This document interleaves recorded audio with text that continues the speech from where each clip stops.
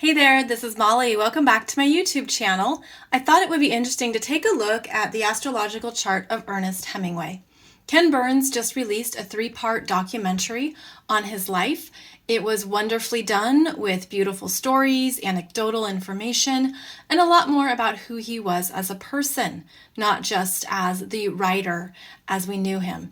And I thought it'd be interesting to take a look at his chart, understand more of who he was energetically, as well as demonstrate to you how complex astrology is. Now, typically in astrology, we talk about the big 3. That would be the sun, the moon, and the rising or ascendant sign. But the more you go into astrology, there's a lot more energies that can come alive. And I'm going to show you a bit more about how I analyze a chart and the dominant energies that I see here. So let's take a look at Ernest Hemingway's chart. And we'll begin, of course, by looking at his sun. So his sun is in Cancer, which you can see right here at 28 degrees of Cancer, 32 minutes in the 11th house. So that sun in Cancer is the sense of self. It is the individual who is concerned about the family and connections, who is looking to emotionally connect with another, who has emotional depths. And in the 11th house, where you also see his Venus at 13 degrees of Cancer, the 11th house is about the world at large and the people you meet, the people you know, the networks, the groups. And throughout his life, Ernest was always well connected with many people, and he was known for being in groups, in wanting to go out into the world, in wanting to live a big life. And that Cancer energy is looking to connect as well with a tribe, with others who he can share himself with and connect with. So right here, we have someone who is comfortable putting their energy out into the world, even being vulnerable, as that Cancer energy can be. So then we look at the ruler of Cancer, which is the moon. And you'll see that the moon is right over here at 9 degrees of Capricorn, 55 minutes. Now, the moon in Capricorn is a stark energy change from that Cancer energy. And this is really fascinating because he was born just before a full moon. And that moon in Capricorn is serious and wants to be in charge, wants to take command, is the authority, and will go about his daily life with a sense of purpose, commitment. What are my responsibilities? What do I need to do? So right away, we have an interesting setup here because people would first connect with him, perhaps through his fun-loving, open energy of Cancer, especially women. Women that he would bring in would probably sense that Venus energy in him that wanted someone that he could trust. But then as soon as they moved in with him, lived with him, you're living with someone's moon sign. So then they're really living with this commander who is really about organization, management, purpose. What am I doing today that's productive? And really wanting to be known. So we have the moon in the 5th house. That's the creative energy, the self-expression, but also wanting to be respected for his creative ideas and his creative identity. So then we'll go over here to his rising sign of Virgo at 7 degrees of Virgo, 33 minutes. This would be how he came across in his energy that he would put out, his aura. This energy in Virgo is often very much focused on what needs to be done and taken care of. Again, it's responsible. And it's also connected with his Mars in Virgo in the 1st house. And this would be the part of him that was very much the athlete, the competitor, the one who would be physically strong, physically dominant, and also be very much about perfection, improving, the editor, how I can make something better. And that is that Virgo energy of what I do every day. How am I responsible for myself, for my body? It's also needing a lot of daily exercise and being very active on a daily basis. That Virgo energy is looking to really accomplish something and improve who you are, get better. And again, this is a competitive energy with Mars in the first house. So this would be the fighter in him, the fighter in a physical manner, but also that drive to be the best, or that drive to achieve. So we begin to see that there was a seriousness here. Even though he was very social, that would be the energy in the 11th house, and knew a lot of people and had a soft heart, there was a seriousness about him in terms of what he wanted to accomplish and experience in the world. So now we go deeper into his energy, and what really stood out to me here was this lineup of Sagittarius energies. So Uranus, Chiron, Saturn, North Node, all in Sagittarius, all in the 4th house of family, home, early childhood experiences, how he felt that he wanted to experience his home life, his daily life. But with this energy here, this Uranus is conjunct his IC and it's conjunct his Chiron. So what this signifies is disruption, change, fast change, quick moving developments. This is Ernest, the world traveler, who felt at home traveling, who wanted to experience many parts of the world, who wanted the freedom. This is a strong energy of freedom, the freedom to roam, the freedom to do as he pleases, the freedom to go where he wants, when he wants. And with this Uranus, not only conjunct the IC, which is foundational energy in one's chart, the foundation of who you are, but it's also conjunct Chiron. So there's energy here where he was really healing how he felt safe in the world.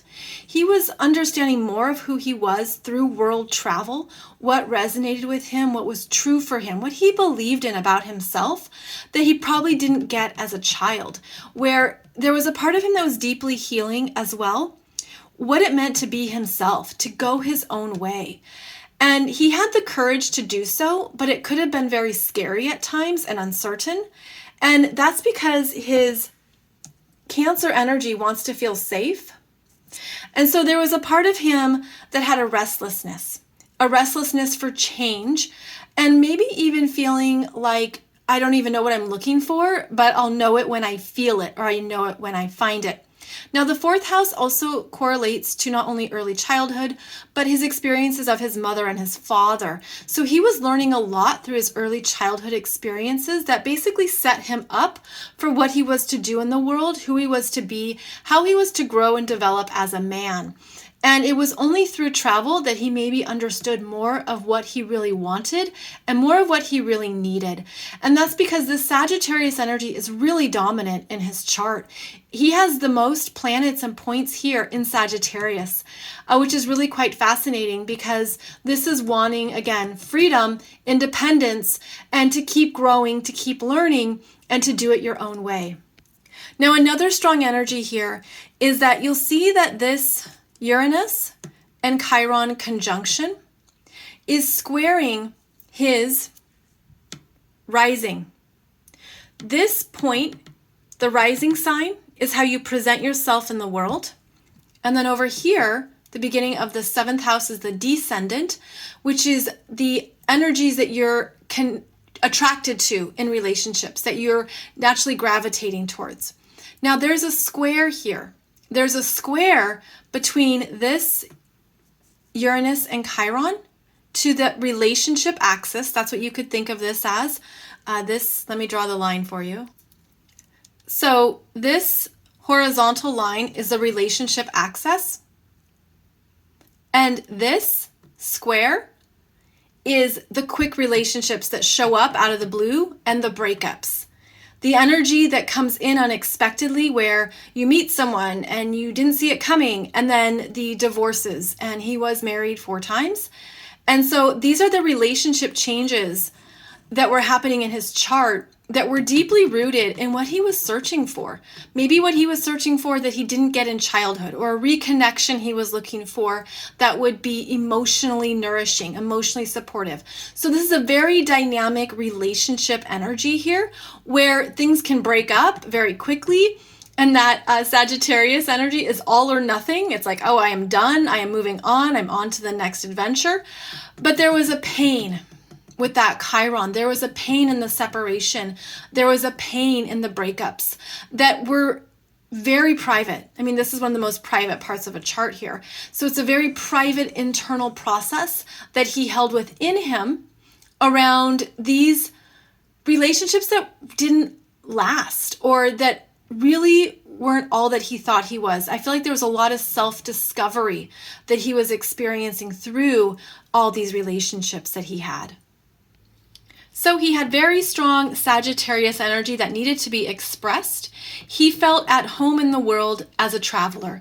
And you have to keep in mind that, this was about 100 years ago, and it was not common to get on a plane and travel halfway around the world or travel to all these foreign locations. So he had some privileges that he was very much aware of to be a world traveler at that point in his life and at that time in the world. He had access to more things than the common person, and he made the most of it. He really saw life as an adventure and really wanted to keep exploring and keep going out into the world. And this would also have been the big game hunter in him. This is the individual who, again, wants to be a man of the world. So the other big energies here in his chart is that now we're going to go up to his 10th house. And in the 10th house, we see this Gemini energy. So Gemini on the midheaven, Pluto in Gemini at 16 degrees, and then Neptune at 25 degrees of Gemini. Both these planets are direct in the 10th house. So this would be the writer. This would be the part of him that had stories to tell, things he wanted to express and put out there. This is the part of him that had a lot to say, and he was a journalist before he did short stories and before he wrote his novels. So very active mind, but a really deep desire to share it, to make a living at it. And of course, we know that's what happened. Often when the Gemini energy is strong, there's a duality in the career, meaning you can have two occupations at once. You can do two things at the same time. You can handle that duality. So his mind was very strong and very active, and he was always ready for that change. He was always ready for something new, something different. So what we can see here is that he has strong mutable signs. And the mutable signs are the Virgo, Sagittarius, and Gemini, which is all about change, adaptability, a restlessness. His energy wanted to keep moving, keep searching, keep going, and he wasn't going to be satisfied if he had to stay in one place for long. So this is wonderful to understand because the mutable signs mean that we're able to adapt as needed and to make life changes when it's necessary. But now we can go deeper into what this means at a more specific level, because one thing that's very strong in his chart, and this is true for the generation that was born at the same time as him, he was born during Saturn in Sagittarius opposing Pluto in Gemini. This is a big deal. This was the generation that grew up to experience the First World War. This is the generation that was born with this internal responsibility. And how do I honor who I am in my freedom? And how do I understand what is required of me? Even while there are big changes happening in the world with that Pluto up there at 16 degrees of Gemini, this was a big deal. This is a very strong energy to have in a natal chart. There's automatically tension, a power struggle, push and pull. There's things that are happening internally that feel restless, that feel very uncomfortable. And then for Ernest, not only was it an opposition, it was a square to his Mars. And that square to his Mars was volatile. This is where someone is prone to injuries. And he was, in fact, he had a lot of injuries in his life, head injuries, things from fighting, because that Mars is feeling the tension from Saturn, which is where you keep energy inside. It's pent up aggression, anger, resentment. You don't know how to release it or what to do with it because you're trying to hold it together and be responsible. But then there's also the square up there to that Pluto at 16 degrees of Gemini. And that is the power struggles in the 10th house to people who are in charge. Whether that were people in charge of him in the military, commanders, generals, etc., but also editors, publishing professionals, people that he had to answer to. And it's interesting because this Mars doesn't want to be held back or held down. And so it's an interesting energy where the Mars is feeling that pressure, feeling the pressure from both Saturn and Pluto and Gemini. And that's where the aggression and anger, again, can be bottled up and doesn't have a healthy outlet, doesn't know how to release itself. So he really needed the physical energies to be expressed. He really needed to be an athlete, but he had to always be careful. He probably didn't know that, but he had to be extra careful because he was more prone to injury and hurt and harm than others simply by having this T-square in his chart. Now, this Mars in the first house is a very conscious energy where you just feel it. It's like you feel the need to move. You have anger come up instantly. You have things that want to be expressed. It can be very dynamic. It can be very much about, I'm ready to go, let's do this. But that Mars, when it moves out, it comes up against the forces of that Saturn, which says stop and slow down. And then it also comes up against the forces of the Pluto that says, I don't know if you're going to be able to do this. There's a power struggle here. There's a sense of maybe feeling like you're fighting for your power. You're fighting for your authority when there's a square to Pluto. So his warrior energy, his masculine energy had a lot that it was trying to demonstrate. And it was in the first house of self, of proving oneself, demonstrating your strength, showing who you are. So there would have been a lot of battles in his life if he wasn't able to consciously work with this energy and if he wasn't aware of it and how it could feel like the world was operating against him or how certain forces were bigger than him, were more powerful. And he could maybe even feel defeated quite easily.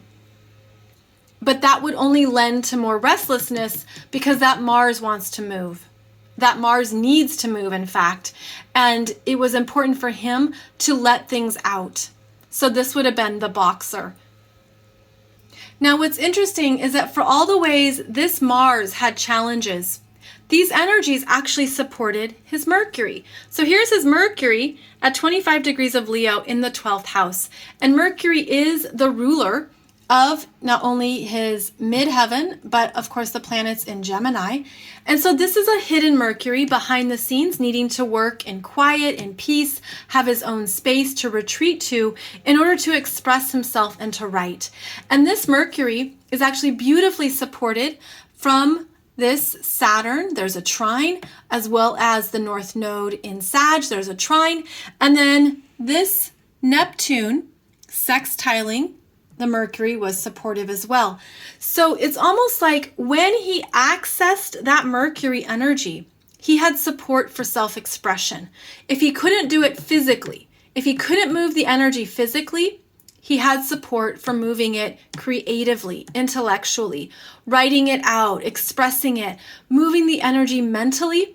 And in fact, I wouldn't be surprised if he was channeling at times, because that Mercury in the 12th house can be connected to other realms and other energies. So this was where he went to really understand more of what he needed, what was important to him, and what he needed to say. So this was the privacy. It's a very private Mercury, and yet it's also well supported, better supported than this Mars, which is really interesting because that Mars, again, can be very immediate and have this sense of being on autopilot, but then be challenged.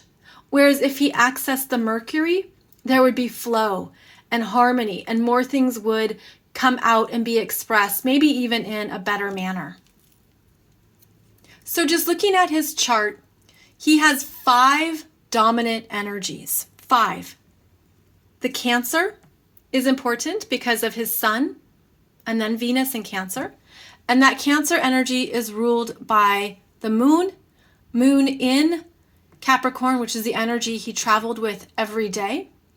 And that moon did nicely trine his his Virgo rising. So Virgo would be the third strong energy in his chart. He was very much Sagittarius in his archetypal energy and his truth of who he felt he was, who he knew himself to be, was very strong in the Sagittarius energy. That would be the fourth. And then the fifth would be the Gemini. Very strong Gemini energy signature. Now, I wanted to end this with something that is beautifully validating.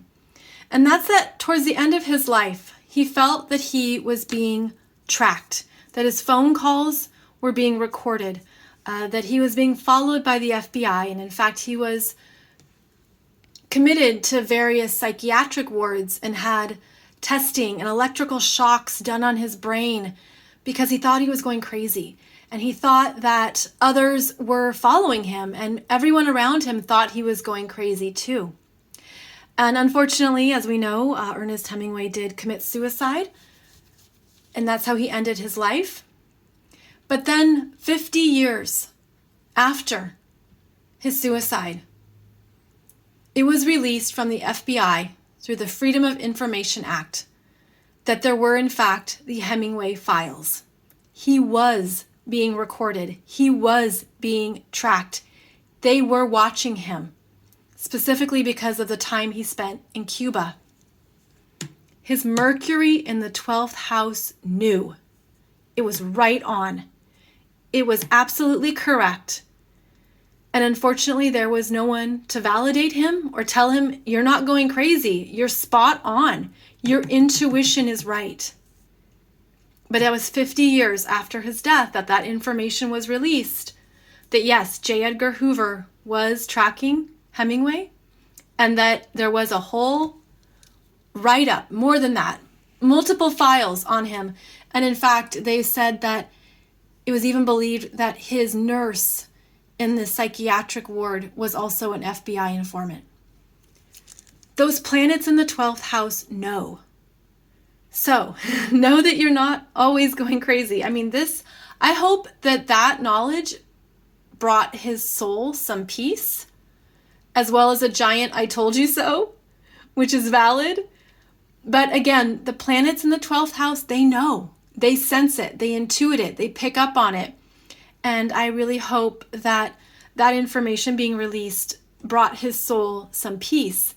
And also the reminder that he wasn't going crazy. He just didn't have any other validation or anyone else he could really turn to who would see that what he was picking up on was credible.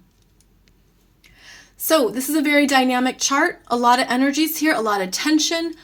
This is where astrology can be a wonderful tool for understanding oneself, because if there is a T-square to a Mars energy, you've got to find healthy ways to work with that, to recognize it, to know what's coming up, so that you have outlets for the anger, the expression, the physical energy, and that there's ways to work with it. So know that it's a really fascinating way to get into more particulars of who you are and what you're about. Because again, you could say, oh, well, someone has their sun in Cancer, but look at all the Sagittarius energy in the 4th house. This is how he felt about himself. He really felt that he was much more of a Sagittarius than a Cancer, is one thing that I would believe here. So thank you for joining me. I hope this was interesting. I hope you enjoyed this walkthrough of the astrological chart.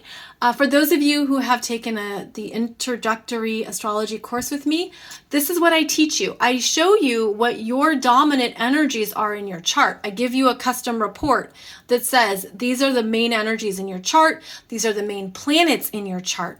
And so for Ernest, this Uranus conjunct Chiron, that's a big deal, because it's angular. It's on an angle and it interacts with every angle. on his chart. So always more to know about astrology, and I hope that this has helped you even as you want to maybe look at your own chart even more. Thank you so much for joining me. I will be back here soon for another video on my YouTube channel. As always, I'll be here every Monday and Wednesday for a podcast episode, and you can also find more about my current offerings and courses below this video. Take good care, and I'll see you back here soon.